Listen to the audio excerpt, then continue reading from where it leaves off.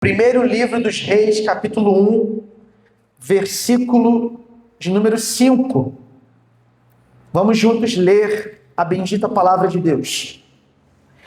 Então Adonias, filho de Hagite, se exaltou e disse: Eu serei o rei. Providenciou carros de guerra, cavaleiros e 50 homens que corressem na sua frente. Seu pai jamais o tinha contrariado, dizendo: por que você fez isso ou aquilo? Adonias tinha boa aparência e era mais jovem do que Absalão. Ele tinha feito um acordo com Joabe, filho de Zeruia, e com Abiatar, o sacerdote, que o seguiam e apoiavam. Porém, Zadok, o sacerdote, Benaia, filho de Joiada, Natã, o profeta, Simei, Rei e os valentes de Davi não apoiavam Adonias. Certo dia, Adonias sacrificou ovelhas, bois e bezerros gordos junto à pedra de Zoelete, que está perto de En-Rogel. Convidou todos os seus irmãos, os filhos do rei, e todos os homens de Judá que estavam a serviço do rei. Porém, não convidou Natã, o profeta, nem Benaia, nem os valentes, nem Salomão, seu irmão. Até aqui, leitura da palavra de Deus, que é santa. Feche seus olhos, vamos orar. Eterno Deus e Pai, em nome de Jesus, teu Filho, nosso Senhor, e por meio do teu Santo Espírito nós oramos, pedindo a iluminação para a compreensão do teu Evangelho, da tua palavra, que ela seja ministrada para a glória do teu santo nome, para a edificação da tua igreja e para a evangelização daquele que ainda não crê no Evangelho e não vive segundo o teu Evangelho. Ó Deus, eis-nos aqui para sermos confrontados pela tua palavra, mas que esse confronto promova transformação, não apenas na nossa vida, mas também das próximas gerações após a nossa geração. Assim nós oramos, em nome de Jesus. Amém. Todo ser humano tem resistido à autoridade desde o jardim do Éden. Porém, nós, no Ocidente iluminista, e aqui o Ocidente é a região geográfica da Europa e das Américas, América do Norte, Estados Unidos, né, o país principal, e América do Sul, Brasil, é o maior país. Esse Ocidente iluminista é o Ocidente onde a cultura ela é dominada pela ideia da ciência, da razão, e contra a ideia da religião e das tradições. Então, nesse Ocidente iluminista, nós demos a essa resistência à figura de autoridade uma respeitabilidade moral e filosófica. Parece ser algo bastante moderno e contemporâneo, atual, resistir à figura de autoridade. Meus professores da escola pública me ensinaram a não confiar na autoridade da igreja, porque a igreja perseguiu Galileu. Nem na autoridade da Bíblia, porque a ciência nos ensina a deixar a superstição para trás. Nem na autoridade da ciência, porque uma geração de cientistas refutará a anterior. Nem na autoridade do rei, porque não existe tal coisa como o direito divino dos reis. Nem na autoridade da maioria democrática, porque as maiorias também podem ser tirânicas. Nem na autoridade dos tribunais, porque eles também estão fazendo política. Nem na autoridade dos filósofos, porque eles fazem jogos de linguagem. Nem na autoridade da linguagem, porque alguns filósofos franceses observaram que as pessoas usam termos cotidianos como hétero e gay para servir de armas que normalizam nossas preferências e marginalizam pessoas que são diferentes. Nem na autoridade do mercado, porque o capitalismo é o gêmeo siamês do racismo. Nem na autoridade policial, porque a polícia também é racista. Nem na autoridade da mídia, porque ela é tendenciosa. Nem na autoridade dos nossos cromossomos XX ou XY, porque eles nos dizem ou não nos dizem como devemos definir nosso gênero. Nem, claro, na autoridade da mamãe e do papai, porque, vejam bem, a vida é mais divertida se você puder sair escondido para ir a uma festa. Você nunca assistiu ao filme Curtindo a Vida Doidado? Os jovens nunca assistiram, mas os antigos já, com certeza. Eu já assisti lá atrás, na Globo. Sessão da tarde 1000 vezes. No fim das contas, já não resta nenhuma autoridade a derrubar, exceto a autoridade do eu. É isso que os escritores querem dizer quando descrevem nossos dias como individualistas. Individualismo não significa que eu gosto de ficar sozinho ou que não tenho amigos, mas que ninguém pode me dizer o que eu devo fazer ou quem devo ser. Ninguém tem autoridade sobre mim. Essas palavras não são minhas. São extraídas da página 21 de um livro chamado Autoridade Redimida, do pastor Jonathan Leeman, do Ministério Nove Marcas. Um dos livros que você e eu não podemos ir para outra vida sem antes lê-lo. Fica a dica. Eu queria trazer, estava ali no gabinete, queria mostrar para você esse livro. A pergunta que eu quero iniciar nessa pregação é: e quando o ego quer governar a própria vida? O sermão dessa noite vai tratar do início do relato bíblico de uma parte da história de Adonias, o quarto filho do rei Davi. A Bíblia não fala da sua infância, nem da sua adolescência, mas dá um sinal. Adonias aqui é um jovem, inclusive o destaque é mais jovem que Absalão, e muito belo. E ele passou a infância, a adolescência, ele não registra. Mas ele ainda não atingiu a maturidade, ele ainda é um jovem.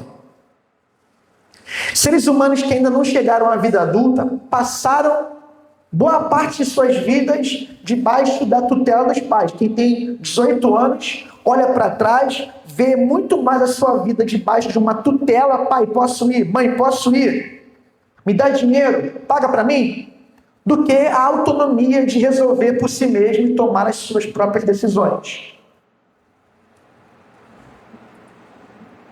Então, nessa fase da infância, da adolescência, o ser humano não assume tanto as suas próprias responsabilidades e nem tem essa pressão para isso.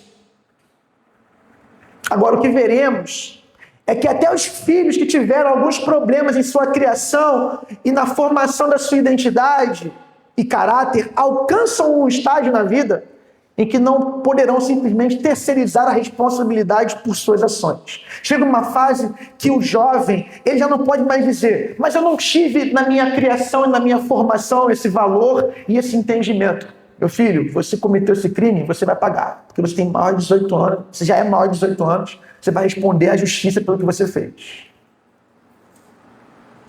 Eu quero iniciar dando destaque aqui para o texto bíblico, algumas frases que nós acabamos de ler. E talvez você leu e não percebeu. Olha para o texto mais uma vez. 1 Reis, capítulo 1, versículo 5. Olha para a frase logo no início do texto. Então Adonias, filho de Ragite, se exaltou e disse: eu serei o rei. O tema do sermão nessa noite é esse: eu serei o rei. Para quem lembra, semana passada falamos do início do livro dos reis, que começa com o declínio do reinado de Davi. Ele está velho, ele está doente, ele está frio e não pode se aquecer sozinho. Precisou de uma serva jovem para acudi-lo. E Davi não preparou todo o terreno para o sucessor, não deixou claro qual era o processo. Na verdade, todo bom rei, ele já vai para o fim do seu reinado, direcionando quem vai assumir o seu trono. Ainda mais um rei que tem mais de um filho. Se ele tem um filho só, é natural. Morreu o pai, o filho assume. Agora, se tem mais de um filho, ele tem que direcionar. Ainda mais porque o mais velho, Aminon, já foi. Então, alguém vai assumir esse lugar. Houve aí um vácuo de poder. E Adonias, o quarto filho, Absalão também, o terceiro, foi morto. O outro, a gente não sabe da história, o do meio. Então tem o quarto, sou eu. Se exaltou e disse, eu serei o rei, eu vou reinar. Mas olha só, tem um outro ponto aqui, que fala assim no texto. Está aqui no texto, deixa eu ler para você. Seu pai, está no versículo 6, seu pai jamais o tinha contrariado, dizendo, por que você fez isso ou aquilo?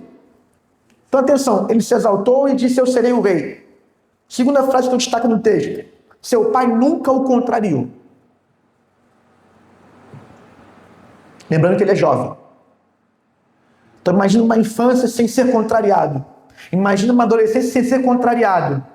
Não conheceu uma palavrinha importante, limite. Aí vai lá, certo dia, está aqui no texto, né? Versículo 9. Certo dia Adonias sacrificou ovelhas, bois e bezerros gordos. Convidou todos os seus irmãos. Convidou os filhos do rei. Porém, não convidou uma galera aí. Natã, o profeta. Nem Benaia, nem os valentes de Davi. Nem Salomão, seu irmão. Então ele fez um churrasco, fez um banquete, chamou todo mundo, exceto alguns aliados de Davi. Deu para perceber que tem alguma coisa errada aqui? O que podemos perceber nessa narrativa em torno da figura de Adonias, filho do rei Davi? Primeiro, autoexaltação. Segundo, falta de limites na sua criação. Terceiro, espírito conspirador e rebelde. A gente não vive tão longe de pessoas assim. Às vezes essas pessoas estão indo ao banheiro com a gente, usando o vaso sanitário e tomando banho. Porque elas não estão fora, elas estão dentro. Somos nós mesmos. Muitas vezes nós temos essa motivação adoníaca. Não tem essa palavra, acabei de inventar. Adoniazante. Não tem também. Não dá pra... Mas é algo ligado a Adonias. A coisa mais comum nessa vida é a gente lidar com gente que não respeita e não sabe, não aprendeu a respeitar nada nem ninguém. Coisa mais comum nessa existência é existir alguém que está disposto apenas a servir e fazer as próprias vontades. E de mais ninguém. Nesta sequência do fim da história do rei Davi e o princípio da história da sucessão do seu trono, o que o autor reserva para nós é uma evidência de que quando há esse vácuo de poder e há uma negligência na formação espiritual e do caráter de seus filhos, no caso do rei Davi, essa é a narrativa bíblica. A consequência imediata no reino do povo de Deus, do povo de Israel, é uma crise sem precedentes, que vai impactar tanto na história da família real, como também vai impactar na história de todo o povo de Deus. Se a gente levar em consideração que hoje o povo de Deus é a igreja, e que todos nós, de alguma maneira, possuímos algum tipo de autoridade, nem que seja autoridade sobre a própria consciência, o que fazemos ou deixamos de fazer quando usamos essa autoridade vai impactar nas próximas gerações. A gente, querendo ou não, não tem como falar de Adonias sem falar de Davi e Ragite. Quem é Davi? Pai de Adonias. Quem é Ragite? Mãe. Não tem como olhar a história de um filho e não considerar a história dos seus pais. as histórias se entrelaçam. E o que somos inevitavelmente traz a carga boa ou má da influência dos nossos pais. Agora, o foco maior é Adonias, e veremos nessa noite que a história dos reis também nos leva a fazermos muitas reflexões profundas sobre o pecado da idolatria. O quão fácil para a gente é colocar qualquer outra coisa ou pessoa no lugar de Deus. E a pior idolatria, atenção igreja, a pior idolatria é a que nós conhecemos hoje como a idolatria do próprio ego, a egolatria. A pior adoração que um ser humano pode dar a um ídolo é um ídolo chamado si mesmo. E Adonias é o retrato de um ser ególatra que vai fazer qualquer coisa para servir e satisfazer a si mesmo. E o caminho de gente assim tem um destino muito bem traçado: autodestruição. Vamos ao texto então para uma exposição bíblica. Acompanha comigo mais uma vez, do 5 ao 8, o texto da palavra de Deus que diz: Então Adonias, filho de Agite, se exaltou e disse: Eu serei o rei. Avança para o versículo 6. Seu pai jamais o tinha contrariado, dizendo: Por que você fez isso ou aquilo? Vá para o versículo 8. Porém, Zadok, o sacerdote, Benaia, filho de Joiada, Natã, profeta, Simei, Rei e os valentes de Davi não apoiaram Adonias. Você já leu o texto no início? Eu estou só pegando alguns pontos. Algumas lições aqui. A primeira é a seguinte: pais ausentes ou omissos, a primeira lição é essa, formam filhos sem identidade, sem caráter e sem futuro.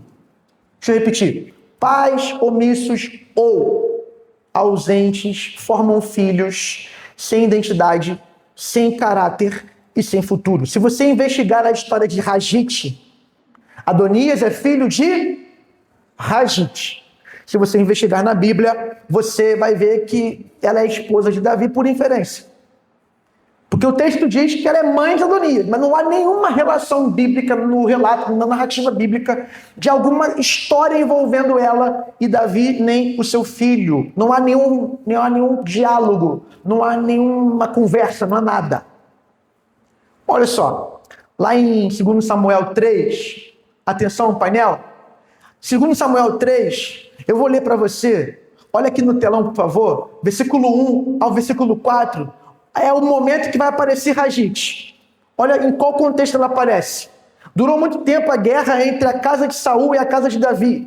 2 Samuel 3, versículo 1. Davi se fortalecia cada vez mais, enquanto a casa de Saul se enfraquecia. Em Hebrom nasceram filhos a Davi. O primogênito foi Aminon, de Ainoã. Ainoã é a mãe de Aminon. Aí está dizendo dela assim: a Jezreelita. O segundo foi Quileabe, de Abigail, viúva de Nabal, o Carmelita. O terceiro foi Absalão, filho de Maaca, filha de Talmai, rei de Gesur. O quarto foi Adonias, filho de Ragite. Só fala isso. O quinto foi Cefatias, filho de Abitai. Olha para o texto, olha para o detalhe do texto. Anoã é a mãe de Aminon. Mas tem alguma informação a mais. Ela é Jezreelita. Jezreelita. Aí se você estudar a Bíblia, você vai entender o que tem essa cidade aí em torno da história de Israel. Abigail, mãe de Quileabe, ela é viúva de Nabal e sua história é contada com detalhes em 1 Samuel 25. Maaca, mãe de Absalão, é filha de Talmai, rei de Gesur. A Bíblia dá alguma informação a mais, mas sobre Ragite, ela é só mãe de Adonias, mais nada. Mais nada. Podemos até mencionar o fato de que Abital e Eglá, que são as mães que vão aparecer na sequência, mães de Cefatias e Itreão, que são filhos de Davi também, mais novos do que Adonias.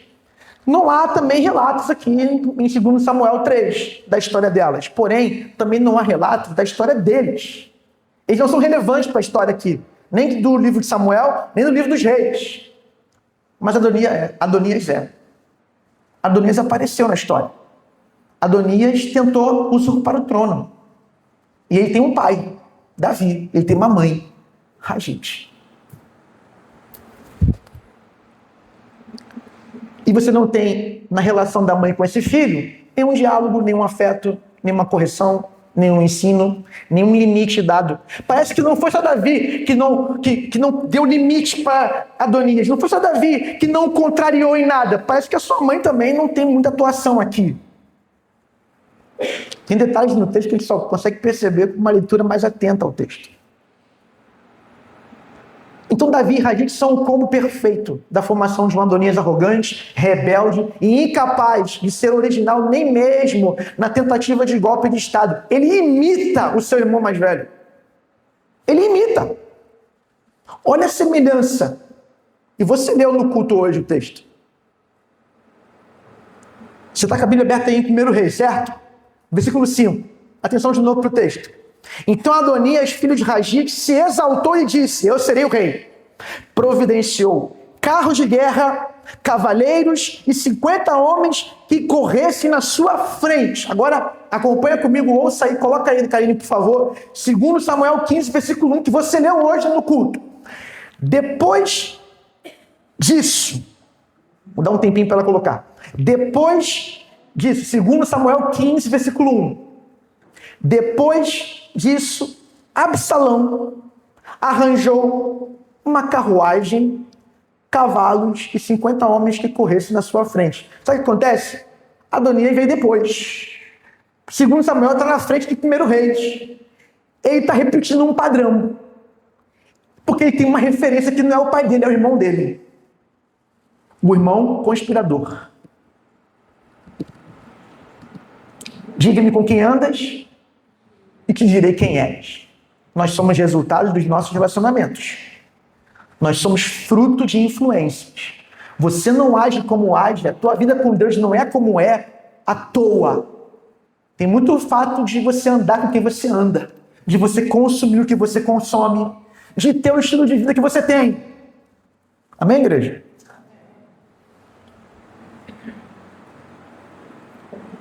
Agora, muito claro, né? Versículo 6, 1 Reis, capítulo 1, versículo 6. Seu pai jamais o tinha contrariado, dizendo: por que você fez isto ou aquilo?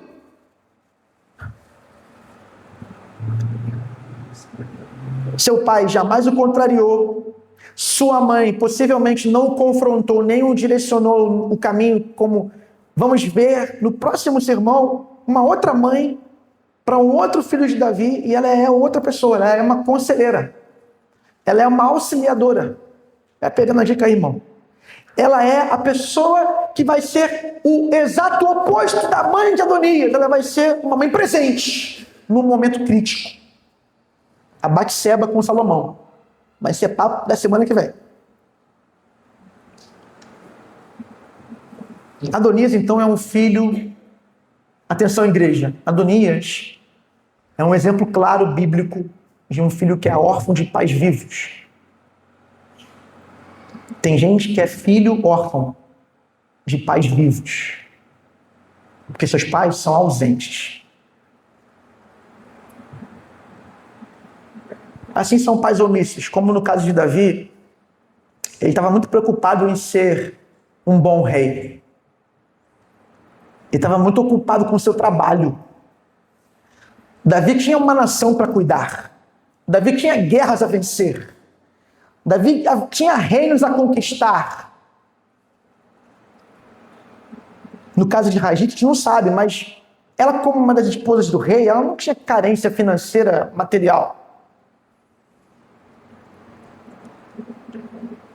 Mas isso não justifica sua falha na presença, falha de presença na vida do seu filho Adonias.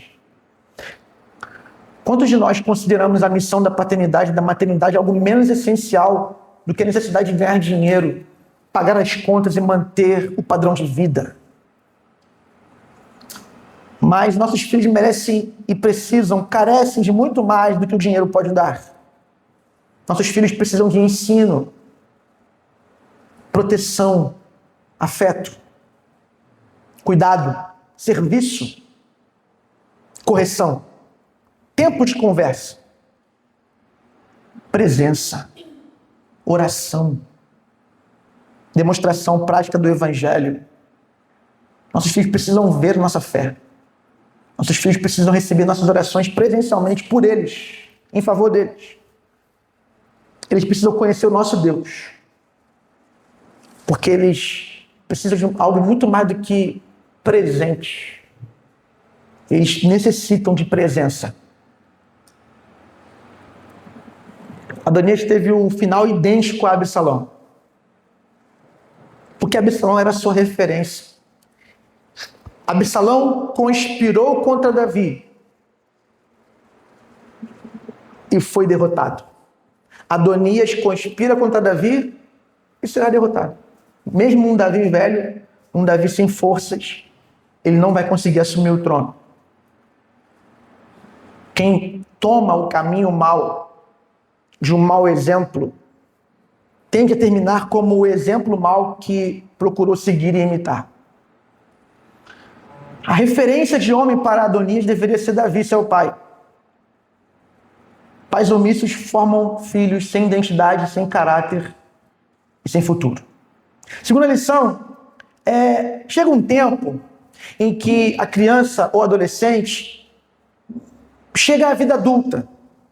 Então não dá mais para essa criança que virou um homem, virou um jovem adulto, não dá mais para essa criança que cresceu procurar terceirizar a culpa pelas próprias escolhas erradas.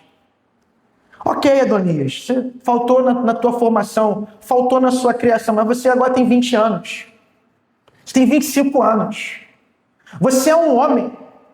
E se você faz o que faz, a responsabilidade agora é sua, não é dos seus pais.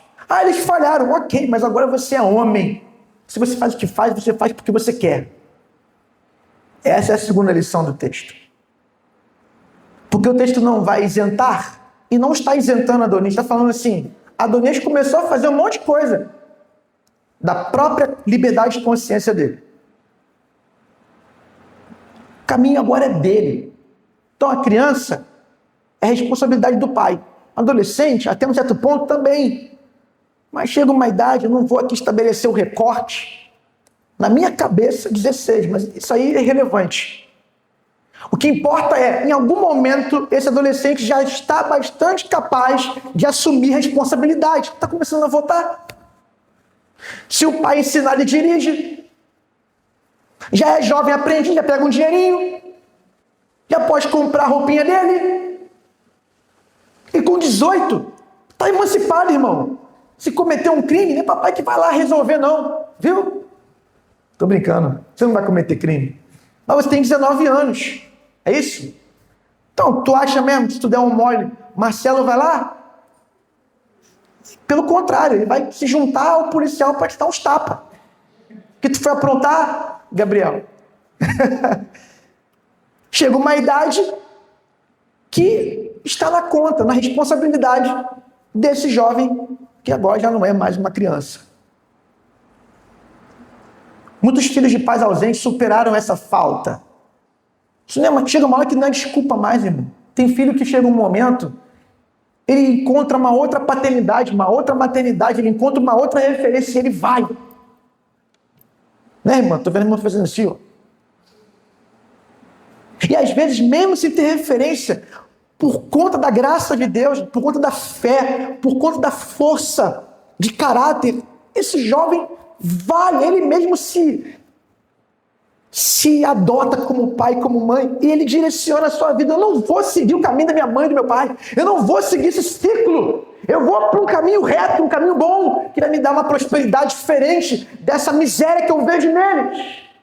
Eles deram o melhor deles? Talvez não, mas não interessa, agora é comigo. E eu vou viver minha vida e vou fazer a escolha certa. Adonias poderia ter feito isso, mas ele não quis fazer. Ele não teve uma boa formação, mas agora ele quer fazer tudo errado. Por quê? Porque quem está reinando nele é ele mesmo. É o ego. Quando o ego reina, isso não leva a um lugar muito bom. Adonias faz alianças. Você vê no texto, capítulo 1, versículo 7, ele tinha feito um acordo com Joabe, filho de Zeruia, e com Abiatar, o sacerdote, que o seguiam e o apoiavam. Mas você tem noção de quem é Joabe? Você sabe quem é Abiatar? Eu te falo, Joabe, comandante de Davi, venceu muitas guerras. Mas Joabe cismou com Abner, um homem que Davi fazia uma aliança. E estava tudo direitinho, tudo certo. Abner resolveu, fez uma reunião com Davi e falou, ele era de Saul, mas ele agora estava com Davi. Saul morreu, Esbozete, não sei se é Esbozete ou Esbozete, não importa. É filho de Saul, quer assumir o trono, existe uma batalha pelo trono, porque quem deveria assumir o trono em tese? Esbozete, não Davi. Então existe uma disputa política e Abner percebeu uma ofensa de Esbozete e falou assim, quer saber? Não vou mais ficar no teu time, vou pro alemão. A linguagem do carioca, né? Vou pro inimigo. Ele vai lá, faz acordo com Davi, faz uma reunião, quando ele está saindo, Joabe chega, Abner veio aqui? Você vai deixar ele... Tá tranquilo, Joabe? Não, peraí, chamou a tropa dele e falou assim, vamos passar ele, porque ele é alemão. Viu, Adriano? Só que Davi já tinha resolvido. Joabe era um homem cheio de si. Na cabeça dele, não valia o que... E olha só, ninguém pode exercer boa autoridade, eu vou falar para a câmera isso, ninguém pode exercer uma boa autoridade se não aprendeu antes a boa submissão. Ninguém pode assumir liderança quem não aprendeu primeiro a servir. Ninguém pode estar em cima se não aprendeu antes a ficar embaixo. Ninguém pode subir plataforma para ensinar se antes não sentou para ouvir e aprender. Deu para entender, igreja? Amém ou não? Mas aí o Joabão, ele também, na guerra da conspiração de Absalão, lembra? Terceiro filho de Davi, conspirou contra Davi. Nessa guerra, quem é que aparece nessa batalha? Joabe. E há uma ordem expressa de Davi, não mata meu filho. Prende ele, mas não mata. Joabe vê o rapaz preso pelos cabelos, no arbusto, e de repente ele vai lá e mata o filho de Davi. Isso não foi esquecido. E com quem que Adonias faz aliança? Com Joabão. E depois ele também se une com Abiatar, mas Abiatar é sacerdote, mas não é o sacerdote. Israel tem lideranças. Você tem o sumo sacerdote, você tem o sacerdote oficial. O nome dele não é Abiatar. O nome dele está aqui embaixo no texto. Zadok. Versículo de número 8. Porém, Zadok, o sacerdote. Esse era o chefão do sacerdócio. Abiatar era um dos parceiros de Davi, mas ele não era o principal. Lembra? Eu serei o rei. Agora também nós temos mais um aliado de Adonias. O nome dele é Abiatar, que colocou no seu coração também, eu serei o sacerdote. E Joabe pensando também, né? Eu serei o general. Gente, essa combinação, ela é maligna. Maldita, eu ia falar maldita. É maldita, sabe por quê? Porque são três ambiciosos se unindo para um projeto que não é um projeto de serviço. É um projeto de poder. Daqui a pouco eu vou falar um pouco sobre poder humano e terreno. No final da mensagem eu vou falar sobre isso. Eles queriam poder. Bom, certamente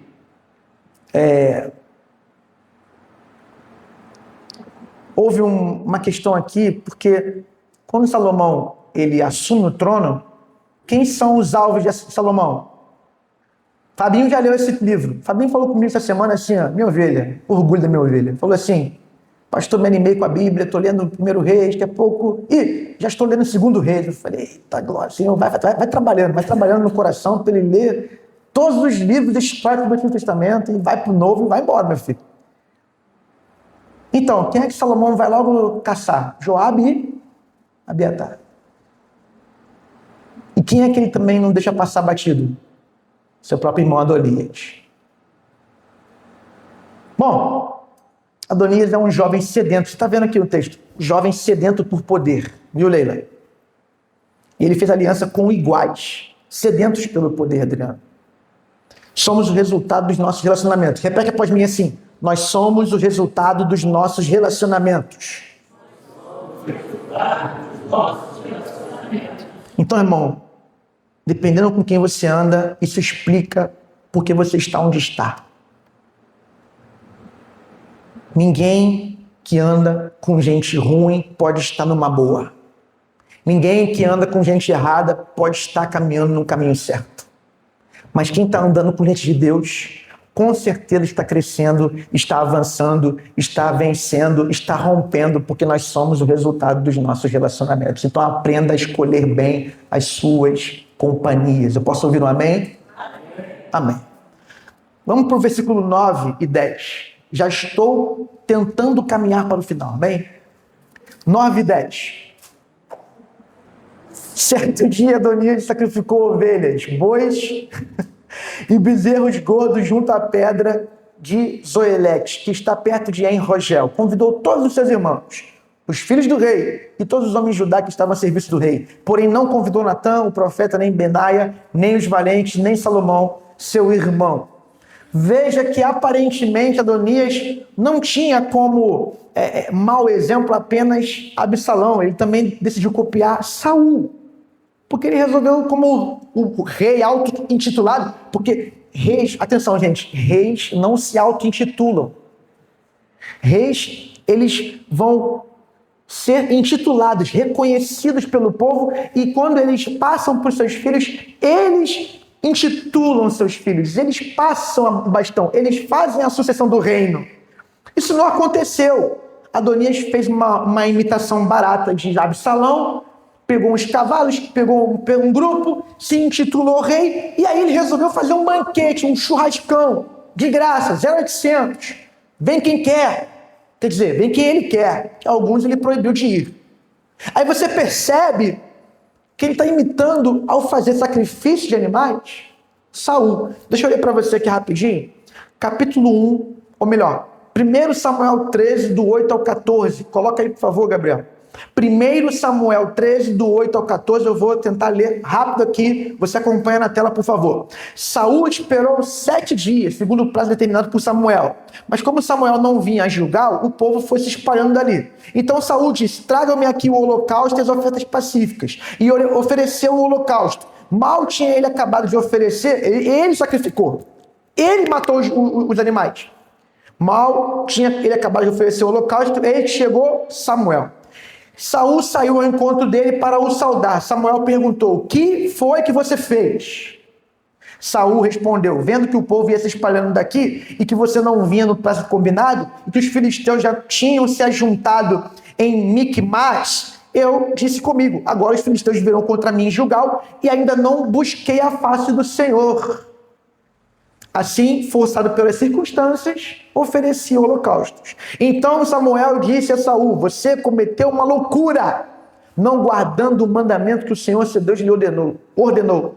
Pois o Senhor teria confirmado para sempre o seu reinado sobre Israel. Mas agora o seu reinado não subsistirá. E o Senhor buscou para si um homem segundo o seu coração e já lhe ordenou que seja príncipe sobre o seu povo, porque você não guardou o que o Senhor lhe ordenou. Saul, Absalão, Adonias são exemplos de homens sem comunhão com Deus, sem uma sabedoria clara do Espírito, sem uma submissão ao mandamento do Senhor, à lei, à palavra do Senhor. E homens assim são como um trem descarrilhado e sem freio. Eles viram uma máquina de ações diabólicas. são rebeldes, são imparáveis. Mas Deus para esse tipo de gente, não tem jeito. O diabo é o nosso adversário que quer ardentemente que o sirvamos. E ele tem uma maneira muito simples de fazer você servi-lo. Tem muita gente que pensa que as pessoas servem o diabo quando viram um cavalo e ele monta em cima, e a pessoa raspa a cabeça, a pessoa começa a oferecer um monte de animal, um monte de oferenda. De certa forma também, mas eu vou te falar, a pior maneira do diabo ser servido por ser humano é quando esse ser humano atende o seu pedido. Quando ele diz assim: sirva você mesmo. Se sirva. Faça as tuas vontades. Sirva a si mesmo. Ou seja, dá para vir para a igreja, dá para servir a Deus e continuar na vida servindo o diabo. Como? Servindo a si mesmo. Fazendo tudo o que o próprio coração desejar. Só que no texto bíblico você percebe o tempo todo que, na verdade, irmãos, os reis de Israel, veja, quem Deus levantou no lugar de Saul? Quem foi? Davi. Davi é chamado aqui em 1 Samuel 13, versículo 14, de o homem segundo o coração do Senhor. Eu sempre tive essa dúvida. Como é que Davi é o homem segundo o coração do Senhor com tanto pecado? Com tanta história de pecado grave? Simples. O texto está dizendo aqui, e está muito claro pelo contexto, um homem segundo o meu coração é um homem que vai cumprir a minha vontade. Um homem que não vai fazer o que você fez, Saul, que é sacrificar, porque ele sabe que a lei manda que o rei não faça o trabalho de um sacerdote. E sabe por que a lei manda que um sacerdote, um rei, não faça um trabalho de sacerdote? Porque um rei, ele poderia se corromper e achar que a vontade dele é a vontade divina. A tendência para um líder é se divinizar, ou ser divinizado pelo povo. Então, muito claro aqui o texto. Davi é homem segundo o coração de Deus, porque Davi não é um homem corruptível, rebelde e idólatra como você, Saul. Ele vai se submeter a mim, por mais que ele tenha seus pecados e suas falhas, mas ele, no fim das contas, ele está disponível para se submeter a mim. E veja, na verdade, o rei de Israel sempre é o Senhor. Na verdade, o herói da Bíblia, se você perceber, todos os homens bons da Bíblia são os obedientes a Deus. Você tem, por exemplo, heróis na cultura hollywoodiana, que eles são exemplos de não fazer o que os outros querem que eles façam. Você tem lá o Batman, você tem um monte de herói aí que ele é anti-sistema, ele é anti-autoridade, ele é anti alguém determinar o que ele tem que fazer, ele faz como ele quiser. Mas na Bíblia, os heróis, Noé, Abraão, Davi, são heróis porque obedecem a Deus. Deixa eu continuar aqui para você entender mais um pouquinho. Adonis está fazendo uma festa que ele julga ser a festa da vitória. Mas ele não convidou o profeta Natan, que ainda por cima era amigo pessoal de Davi. Ele não convidou Benaia, que era extremamente leal ao rei Davi. Ele não convidou Zadok, que era o sumo sacerdote real daquele tempo, o oficial. Ele não convidou Simei, nem Rei, nem os valentes de Davi, que eram reconhecidos não só pelo rei Davi, mas pelo profeta Natan e pelo sacerdote Zadok. Homens que não tinham muito poder político, mas eram homens poderosos na confiabilidade que tinham por parte do rei Davi. E Deus era com todos eles. Se você ler a história dos valentes de Davi, leia depois. O que eles conseguiram fazer por lealdade ao rei? Homens que fizeram coisas inimagináveis. A postura de Adonias, de querer a primazia, promover essa cultura de divisão e controle sobre outras pessoas, me faz lembrar de uma personagem do Novo Testamento que nós também lemos aqui nessa noite. Diótrefes. Vamos ler rapidinho de novo. Terceira carta do apóstolo João, capítulo 1, versículo 9 a 12. Vamos focar no 9 só. Escrevi algumas palavras à igreja, mas Diótrefes, que gosta de exercer a primazia entre eles, ele não nos dá acolhida. Por isso, quando eu for aí, farei com que se lembre das obras que ele pratica, proferindo contra nós palavras caluniosas. E não satisfeito com isso, ele não recebe os irmãos. Impede os que querem recebê-los e os expulsa da igreja. Diótrefes é o modelo de um mau líder. Primeiro, gosta de ter a primazia. Segundo, não acolhe bem as pessoas. Terceiro, impõe o seu poder sobre os outros sem manifestar nenhum tipo de graça ou misericórdia. Adonias é esse líder que divide o povo de Deus. Aquela pessoa que tem influência e a utiliza para criar facções no meio do povo de Deus. Tem gente que tem essa influência com pessoas e ao invés de usar isso para promover unidade, usa para promover divisão. Quantas pessoas que foram envenenadas por um Adonias da vida, um Diótrefes da vida, que resolveu assassinar Salomão, João, Demétrio, no coração dos outros. E vamos lá, gente. Você que já ouviu pessoas vindo a você para falar mal de outras pessoas, deixa eu te dar uma paráfrase aqui. Quando Adonias fala de Salomão para mim, eu passo a conhecer muito mais Adonias do que Salomão. Deu para entender? Quando Adonias fala mal de Salomão para mim, eu passo a conhecer mais Adonias do que Salomão. Porque aquela informação é uma informação para difamar, para tirar a fama do outro. Pessoas que seguem mais influências, que não seguem o Senhor, aquele que é santo.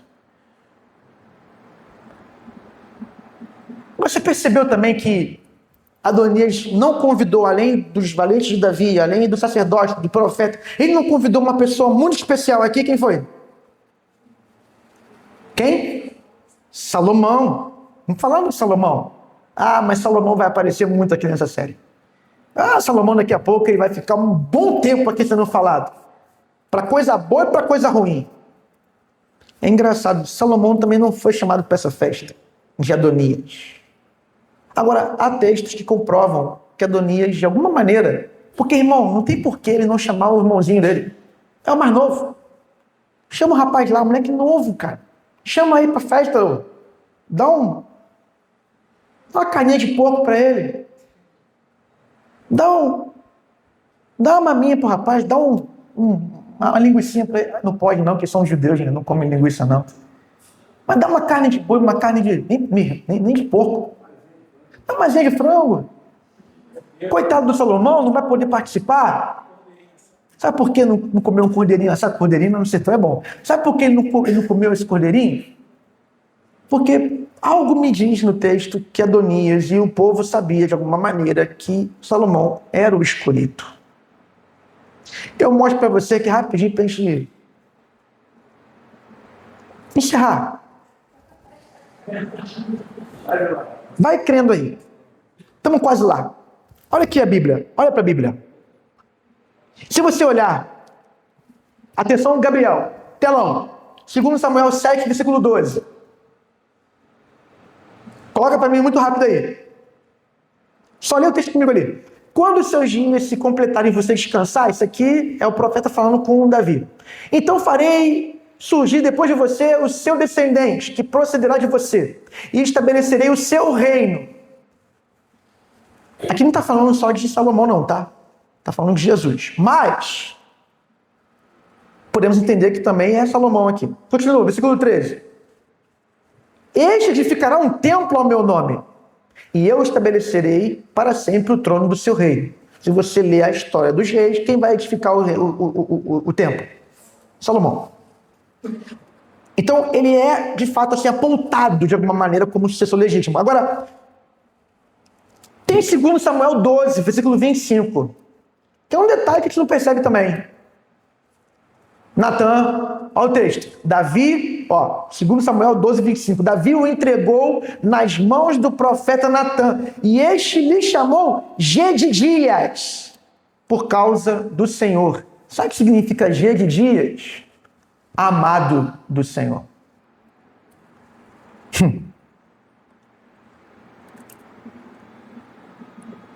Como já expliquei aqui ano passado para a igreja, os nomes hebraicos eles carregam significado. Lá em 1 Crônicas 22, versículo 9 e 10, vamos ler rapidinho? Coloca aí. Gabriel é rápido, coloca o texto rápido aí. 1 Crônicas 22, versículo 9 e 10 diz assim: Eis que lhe nascerá um filho que será homem pacífico, porque lhe darei descanso de todos os seus inimigos ao redor. Portanto, o nome dele será Salomão, que significa homem pacífico. Significa o homem da paz. E nos seus dias darei paz e tranquilidade a Israel. Ele edificará um templo ao meu nome. Ele me será por filho, e eu serei por pai, e eu estabelecerei para sempre o trono do seu reino sobre Israel. Agora, lá em 1 Reis, capítulo 1, versículo 30, que é assunto também do próximo sermão, você vai ler o texto comigo e vai estar aqui, ó. Farei no dia de hoje como jurei a você pelo Senhor, Deus de Israel, dizendo: seu filho Salomão reinará depois de mim e se assentará no meu trono em meu lugar. Quem falou isso aqui foi Davi. Então, irmãos, nós temos textos, provas que Salomão era o escolhido e Davi sabia disso. E ele pensou: eu não vou chamar para essa festa, porque no fim das contas eu sei que eu estou fazendo uma coisa que eu não deveria fazer. O trono não é para mim, mas eu vou tomar a si mesmo. Porque uma pessoa cheia de si, ela não respeita os próprios limites e os limites à sua volta. Sabe o que significa o nome de Davi? Amado. Sabe o que significa Salomão? Paz, pacífico. Sabe o que significa Adonias? Meu Senhor é Yahvé. Interessante, porque os nomes hebraicos, eles apontam para um significado, seja positivo ou negativo. O homem que tem o nome, o Senhor, o meu Senhor é Yahvé, na prática, o Senhor dele era qualquer outro, menos Yahvé. Porque, na verdade, o que você vê na narrativa dele, da história dele, é que o Senhor dele é ele mesmo. Ele deveria se chamar Egonias e não Adonias. Jurinho de palavras. E Natan pega esse menino e fala: Salomão, eu vou chamá-lo de G de Dias, amado do Senhor. Tá vendo? O filho de Davi que vai assumir o trono, Davi se chama amado. O filho do amado é o amado do Senhor, G de Dias, Salomão. É esse que vai assumir o trono. Eu concluo essa pregação dizendo que, assim como Adonias e tanta gente que tem sede por poder, pela primazia, que ignora a autoridade do Senhor sobre a própria vida.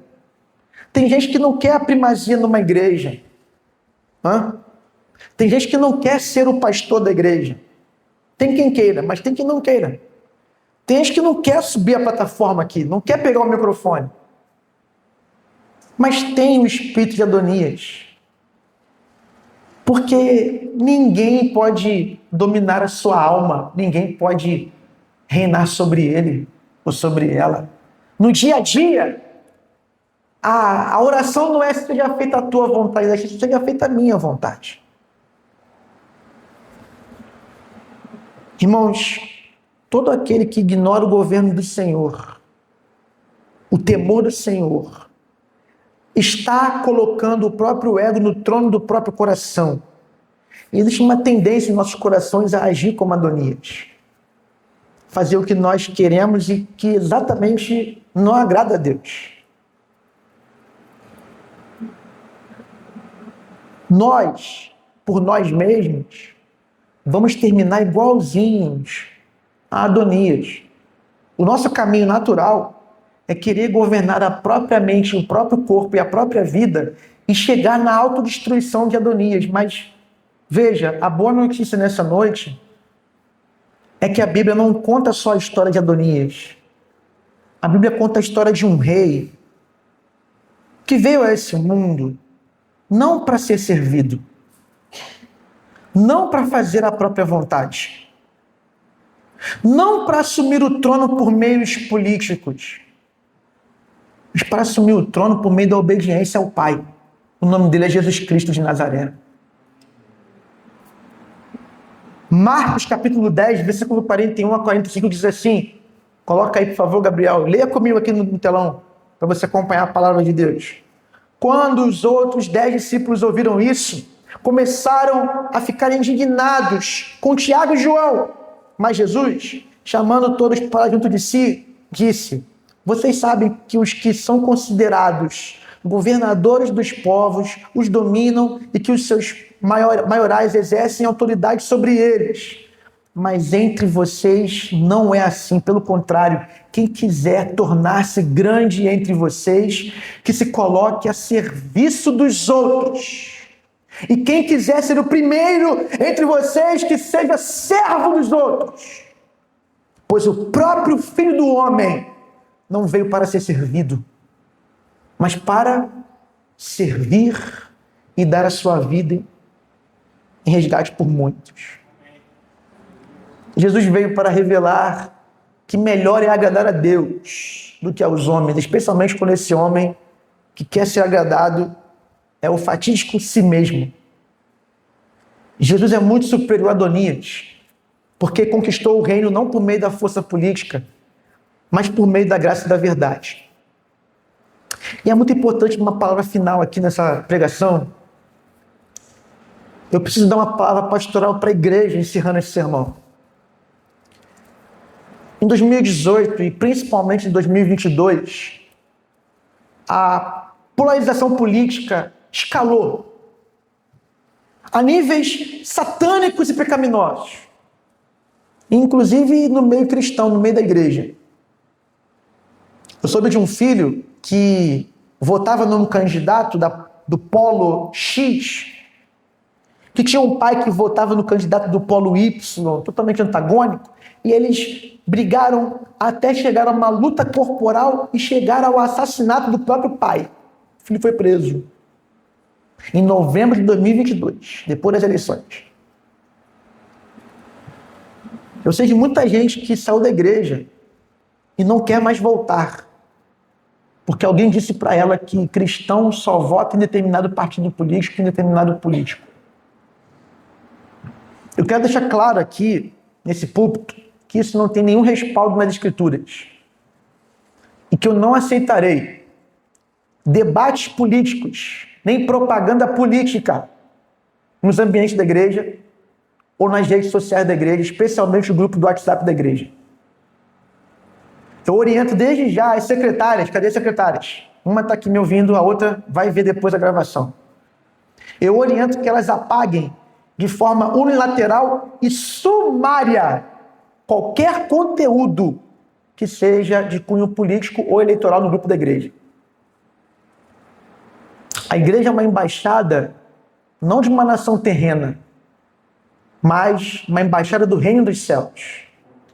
Nós somos representantes de Cristo e do Evangelho. Nosso papel como batistas é defender arduamente o princípio da liberdade de consciência diante de Deus e dos homens. E o princípio da separação entre igreja e Estado. Todo cristão batista da PIB do Mendanha é livre para votar em quem quiser. E responde apenas a Deus pelas escolhas eleitorais que faz. E nenhum líder da igreja, e nenhum membro da igreja possui autoridade para determinar em quem se deve votar. Ninguém tem autoridade para dizer em quem você deve votar. Nós temos que ser mais realistas e participar da vida democrática do nosso país com responsabilidade e sabedoria. Entendendo que o nosso papel é o papel de cidadãos e até mesmo nós precisamos, além disso, orar pelos governantes, pelos eleitos, pelos que estão no poder e cobrar que eles promovam justiça, que eles garantam os direitos do povo, de todos os brasileiros. Vale ainda deixar claro uma coisa aqui. Não estou falando isso porque está gravando com vídeo, é bom que fique gravado, porque depois, se eu puder, eu vou recortar esse negócio e botar no grupo da igreja. Para depois ninguém ficar assustado se alguém colocar alguma coisa e entrar uma voadora do Jiraya lá e cortar, e nem avisar. Vale deixar claro uma coisa aqui, muito claro. Jesus não tem partido político. Jesus não tem candidato. Nenhuma ideologia pertence a Jesus. Ideologia é idolatria. Ideologia é o meio humano de resolver um problema que o ser humano não vai resolver. O problema humano é resolvido com o Evangelho. O mundo está como está porque falta salvação, conversão, vidas transformadas pela palavra e o reino avançando por palavras e por ações de misericórdia. E Jesus não precisa de nenhum ser humano, de nenhum homem, de nenhum político para cumprir os seus propósitos aqui no Brasil.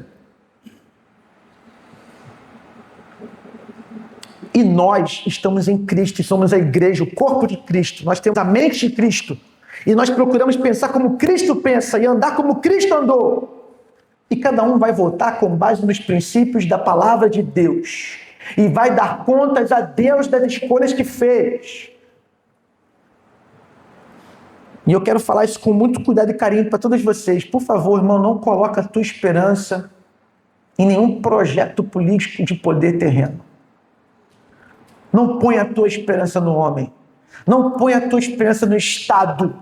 O Estado vai continuar falhando. Vai continuar corrupto. Vai continuar com as suas idiosincrasias e as suas confusões, com seus conflitos e com essa guerra louca e com muita injustiça. Mas nós sabemos que nós somos o povo que está avançando pela fé e um dia vai se concretizar o reino de justiça plena, o reino de Jesus Cristo sobre toda a existência. Eu creio nisso. Coloca o teu coração sempre com esperança no Evangelho. Esperança em Jesus. Há um rei. Quem quer que ganhe, que ganhe. No trono continuará o Senhor Jesus Cristo, porque Ele é Rei dos Reis, Senhor dos Senhores. E ninguém governa o Brasil sem a permissão do Rei dos Reis, Jesus. E é a igreja que vai chegar aonde o Estado não deseja e não pode chegar. Nós, PIB do Mendanha, com pouco recurso, chegamos lá no sítio Serra do Saco, numa serra, e enviamos 2 caminhões-pipa para aquela região. Porque os caminhões não podem chegar lá e é mais caro, então não há interesse nem do político, nem da sua sociedade que não tem a grana para bancar esse negócio. Mas a igreja chegou lá com graça, com poder e com amor. E nós vamos continuar cumprindo a missão, irmão.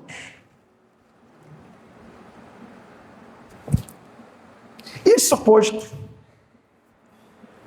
a gente precisa encerrar o sermão. Eu quero fazer você voltar a meditar no rei, que não precisou de acordo político para chegar ao trono, mas ele negou o acordo político com Pilatos. Ele foi em silêncio para a cruz.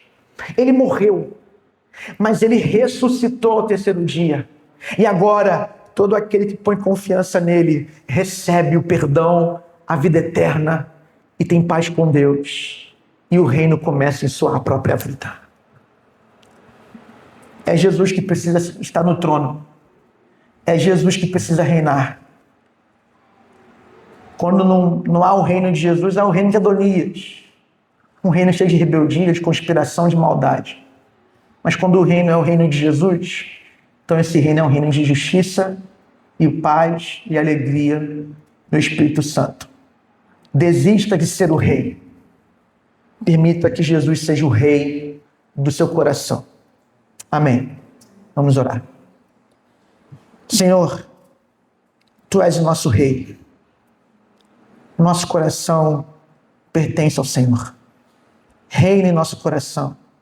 Nos livra de sermos como Adonias. Nos dê a graça de Jesus, para que possamos, conforme a liderança dele, servir as pessoas e viver debaixo da Tua vontade, que é boa, agradável e perfeita. Oramos assim em nome de Jesus. Amém.